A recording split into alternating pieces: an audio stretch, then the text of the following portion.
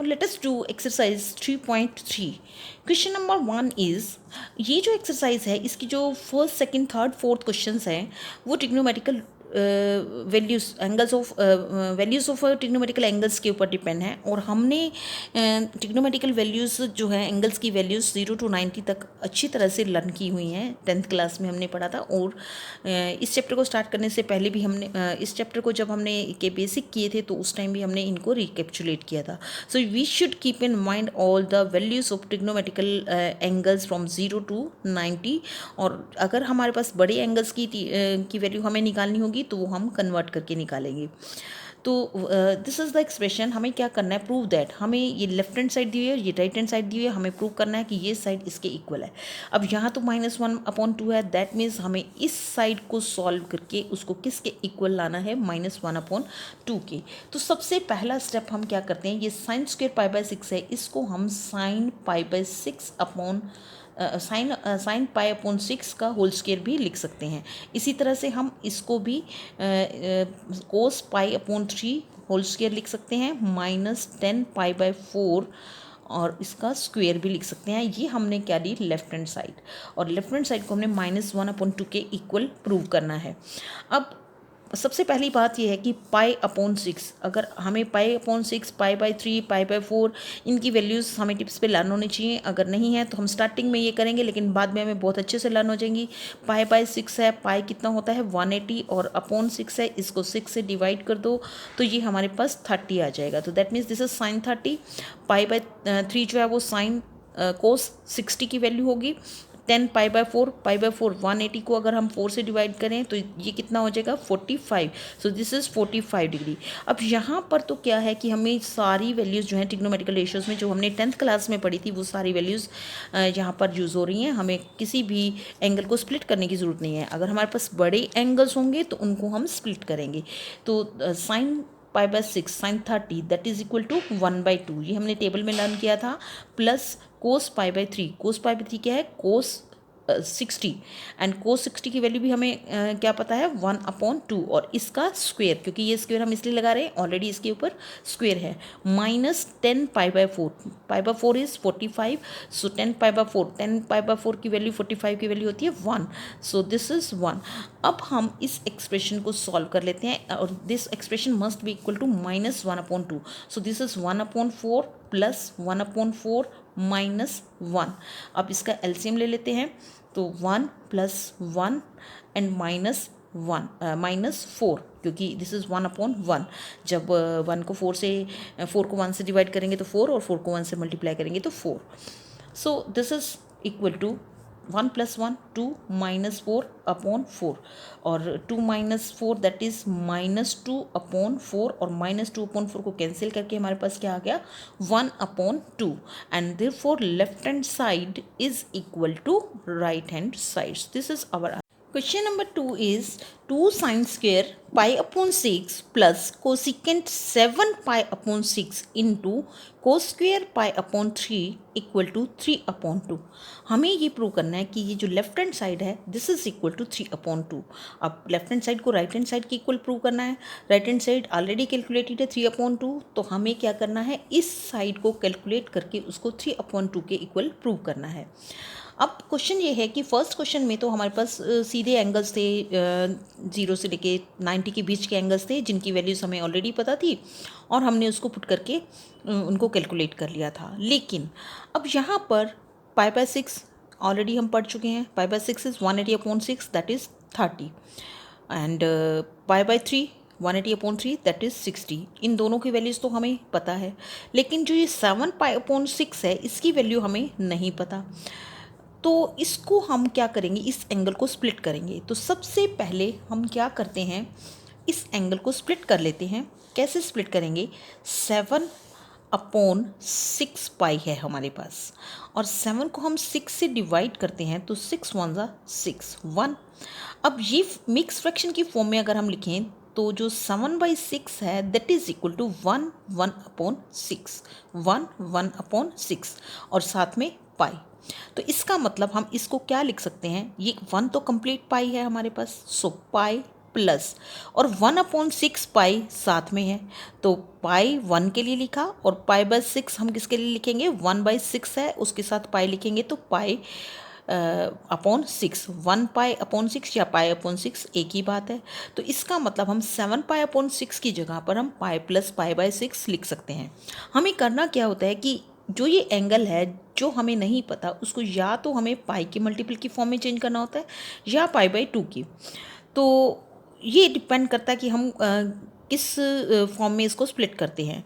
अगर हम इससे एक और मल्टीपल, नेक्स्ट मल्टीपल चेक करें, मान लो कि ये 7 है और यहाँ 6 है, और यहाँ पर हम अगर लिखें 6×2 = 12 तो ये 7 से बड़ा है तो ये -5 आएगा हमारे पास। और इसको अगर हम माइनस की फॉर्म में चेंज करना चाहें तो ये हमारे पास क्या बनेगा, ये हमारा बना -5/6।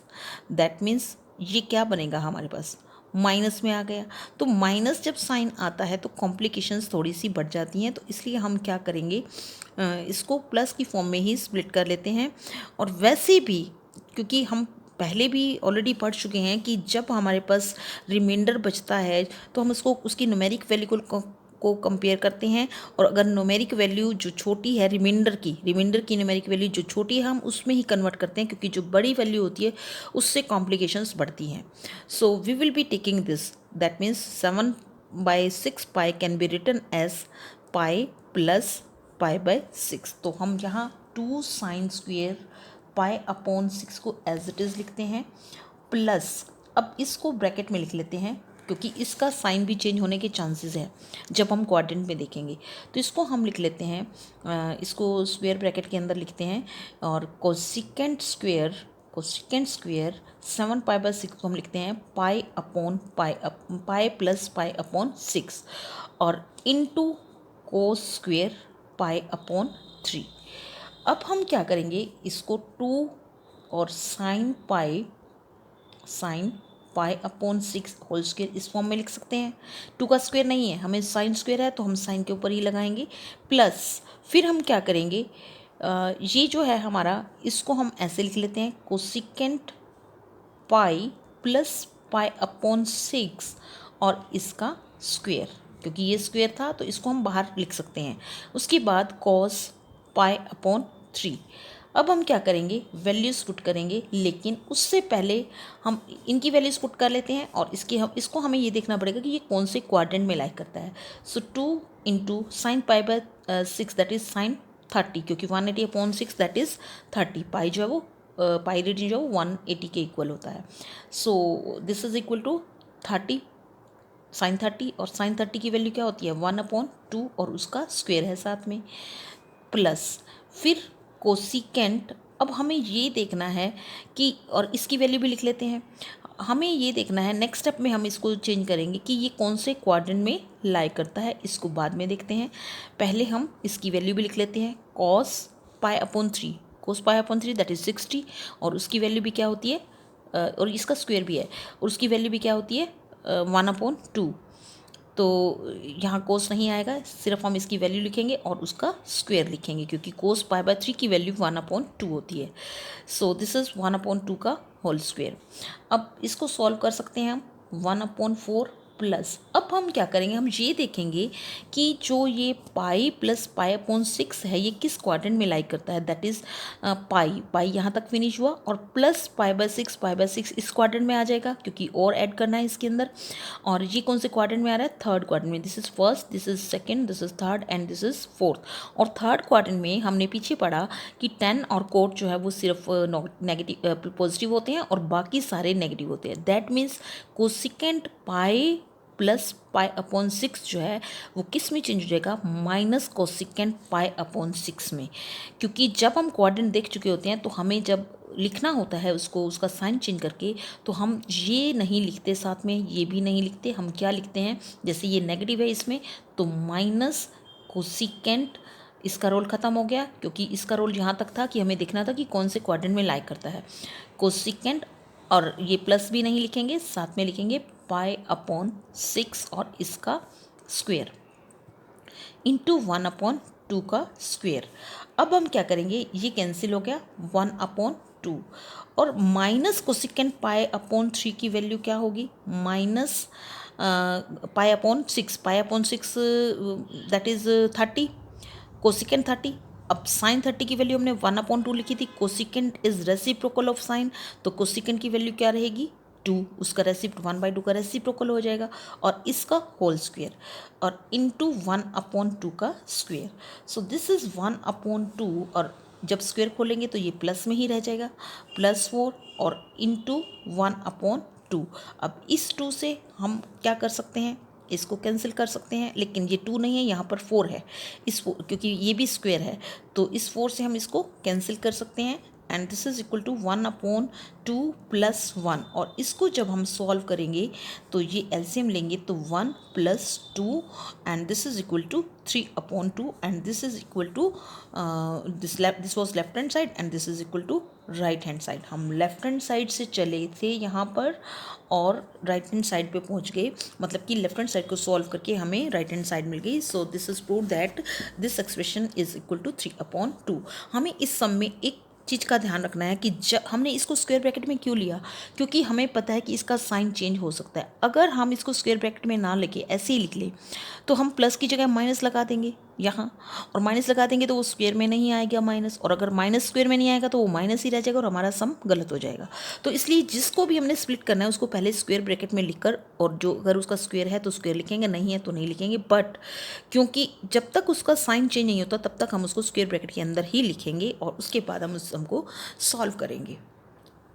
Question number 3 is cot square pi/6 plus cosecant 5 pi/6 plus 3 tan square pi/6 is equal to 6।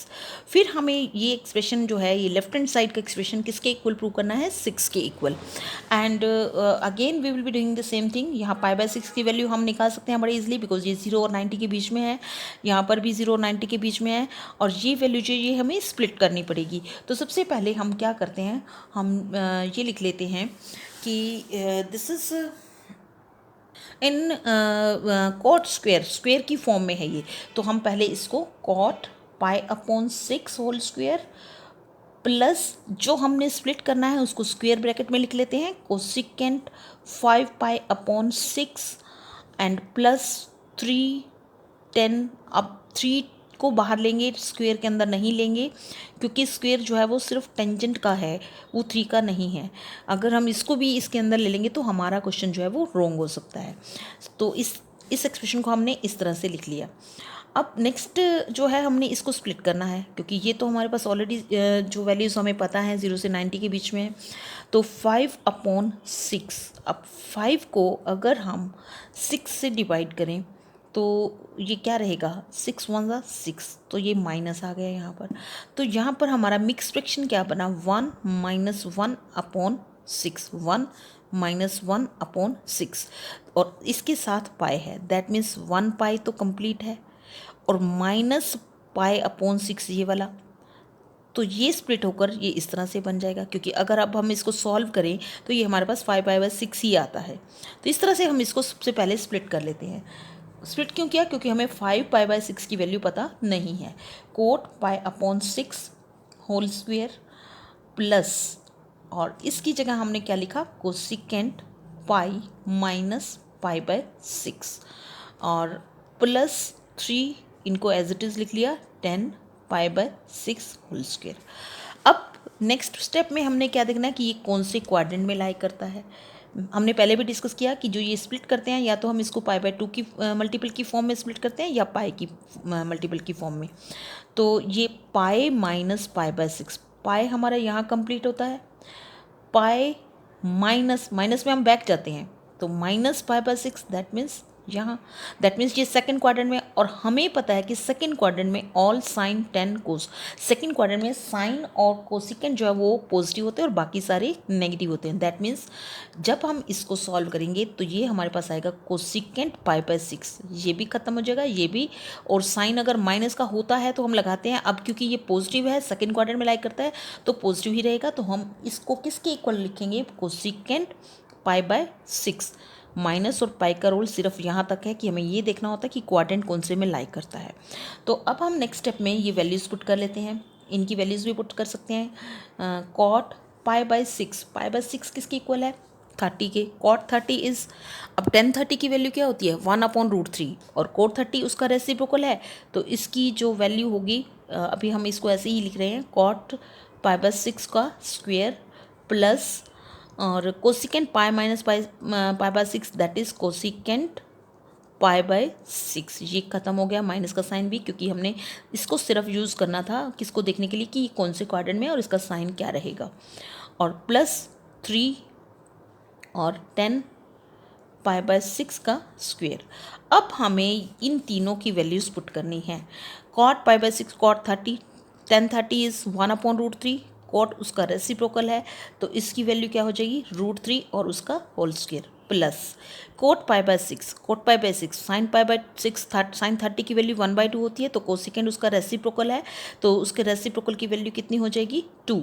1/2 होता है साइन 30 और कोसिकेंड 30 2 हो जाएगा, plus 3 into 10 pi by six. 10 pi by six की वैल्यू कितनी होती है? अभी हमने डिस्कस किया 1/3, क्योंकि ये पाई बाय सिक्स का मतलब 30, 10 30 इज इक्वल टू 1/√3, तो 1/√3 का होल स्क्वेयर भी है, तो यहाँ स्क्वेयर से होल स्क्वेयर कैंसिल हो जाएगा, यहाँ पर भी स्क्वेयर रूट से होल स्क्वेयर कैंसिल हो जाएगा, और यहाँ से भी स्क्वेयर रूट से होल स्क्वेयर कैंसिल हो जाएगा। हमारे पास यहाँ बचेगा 3 + 2, और इस 3 से ये हमारे पास 1/3 बचा, और इसका स्क्वेयर इससे कैंसिल हो गया, इस 3 से ये कैंसिल हो गया, तो हमारे पास क्या बच गया?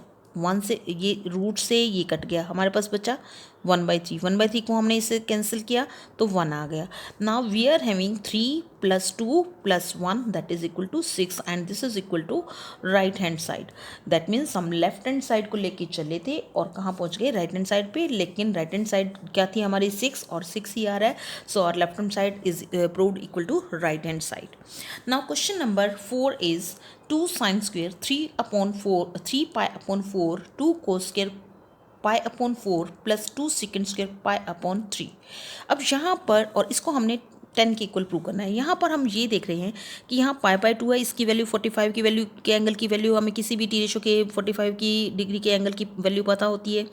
इसी तरह से π/3 दैट इज 60 की वैल्यू भी पता है, 0 से 90 के बीच में लाई करती है, बट 3π/4 वो हमें नहीं पता। फिर से इसको स्प्लिट करेंगे, स्प्लिट करने के लिए क्या करेंगे? इसको हम लिखेंगे 2 sin और 3, इसको ब्रैकेट में लिख लेते हैं 3π। जब भी हमें स्प्लिट करना है हमें इसको ब्रैकेट में लिखना नहीं भूलना, नहीं तो हमारे साइन में गलती हो सकती है।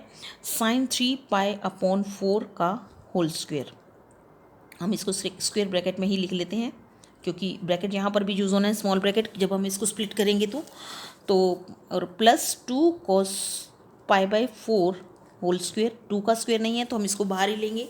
उसके बाद फिर प्लस 2 secant स्क्वेयर, अब 2 secant स्क्वेयर है तो secant स्क्वेयर में इसको 2 को बाहर लेंगे, और secant π/3 होल स्क्वेयर, और इसको हमने किसके इक्वल प्रूव करना है? 10 के। तो सबसे पहले स्टेप में हम स्प्लिट कर लेते हैं 3π/4 को, 3 को 4 से डिवाइड किया, और 4 1 सा 4, और यहाँ पर माइनस करेंगे तो -1 मिलेगा, और इसका मिक्स फ्रैक्शन क्या होगा हमारा? 1 - 1/4, ये हमारा मिक्स फ्रैक्शन हो गया। अब इसको हम कैसे लिख सकते हैं? 1 और ये इंटू पाई, ये पाई है, 3π/4 है, तो साथ में पाई है, तो 1 तो कंप्लीट पाई हो गया, और माइनस का साइन है तो माइनस और π/4, तो ये इस तरह से स्प्लिट हो गया। 2 और साइन पाई माइनस π/4। अब यहाँ पर ये स्मॉल ब्रैकेट आई है, इसलिए हमने स्टार्टिंग में इसको स्क्वायर ब्रैकेट में लिखा, प्लस 2, और यहाँ पर इसका स्क्वायर भी है, प्लस 2 और कोस π/4 का स्क्वायर एज इट इज़ लिख लेते हैं, प्लस 2 secant π/3 और इसका स्क्वायर। यहाँ इस स्टेप में हमने सिर्फ क्या किया है? हमने इस स्टेप में इस एंगल को स्प्लिट किया है। अब इस एंगल का क्वाड्रेंट देख लेते हैं। क्वाड्रेंट देखने में हम क्या करेंगे कि ऑल साइन 10 एंड कोस, या after school to college. Sine जो है वो साइन पाई माइनस π/4 किस क्वाड्रेंट में लाई करता है ये देखना है। पाई हमारा यहाँ है, -π/4 दैट मीन्स बैक जाएगा तो ये यहाँ पर आ जाएगा, सेकेंड क्वाड्रेंट में ही रहेगा, और सेकेंड क्वाड्रेंट में साइन जो है वो पॉजिटिव होता है। तो इसका मतलब हम इसको क्या लिख सकते हैं, 2 और पॉजिटिव ही रहेगा तो साइन पाई है, क्योंकि पाई का मल्टीपल है तो टी रेशियो कन्वर्ट नहीं होती। जहाँ π/2 आ गया ना, वहाँ पर साइन जो है वो कोस में चेंज हो जाता है। लेकिन यहाँ पाई है और साइन भी पॉजिटिव रहेगा इसका, क्योंकि फर्स्ट क्वाड्रेंट में लाई करता है। अब यहाँ पाई भी खत्म हो गया, माइनस भी खत्म हो गया, और यहाँ पर हमारे पास क्या बच गया, π/4। That means sine pi minus π/4 is equal to sine π/4, और इसका होल स्क्वायर है हमारे पास।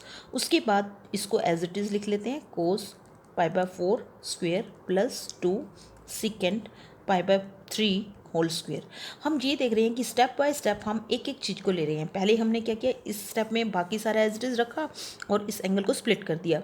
नेक्स्ट स्टेप में हमने क्या किया, इसको देखा कि ये कौन से क्वाड्रेंट में है और इसका साइन चेंज होगा या नहीं, और इसको हमने देखा कि इसका साइन चेंज नहीं होगा, और ये सेकेंड क्वाड्रेंट में, क्योंकि ये सेकेंड क्वाड्रेंट में लाई करता है, तो हमने इसको साइन π/4 की फॉर्म में लिख लिया और बाकी सारा एज इट इज़। उसके बाद अब लास्ट स्टेप में हम इसकी वैल्यूज पुट करेंगे।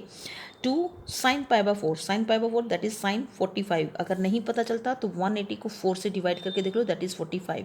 स्टार्टिंग में थोड़ी सी प्रॉब्लम आती है, अदरवाइज बाद में ये जो हमारे π/4 π/6 π/3 इनकी वैल्यूज हमें पता चल जाती हैं। सिंपली पी/4 is 45 and π/3 is 60 and π/6 is 30।